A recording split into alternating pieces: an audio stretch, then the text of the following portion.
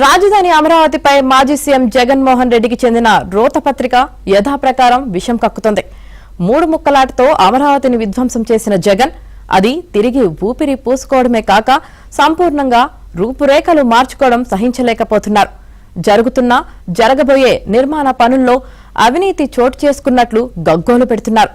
గతంలో ప్రతిపక్షంలో ఉన్నప్పుడు ప్రపంచ బ్యాంకుకు లేఖలు రాసి రుణం రాకుండా అడ్డుకున్న జగన్ ఇప్పుడు కూడా రాజధాని అభివృద్ధికి ప్రపంచ బ్యాంక్, ఆసియా అభివృద్ధి బ్యాంక్, ఏడీబీ మంజూరు చేసిన రుణాలను రాకుండా చేయడమే లక్ష్యంగా పెట్టుకున్నారన్న విమర్శలు వెల్లువెత్తుతున్నాయి.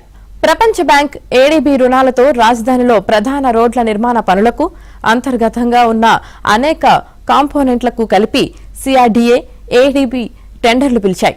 వీటిలో గోల్మాల్ జరిగిందంటూ జగన్ పత్రిక తాజాగా అసత్య కథనం ప్రచురించింది.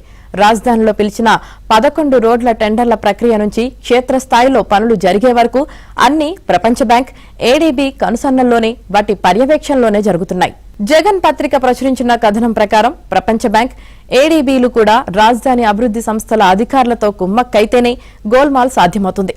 అయితే అప్పులు ఇచ్చే ప్రపంచ స్థాయి సంస్థలు వాటి ద్వారా ప్రయోజనాలు జరగాలని కోరుకుంటాయి. అంతే తప్ప వాటి పేరుతో దోచుకు తినమని ప్రోత్సహించవు. అయినా జగన్ రోతపత్రిక విషపు కథనం ప్రచురించింది.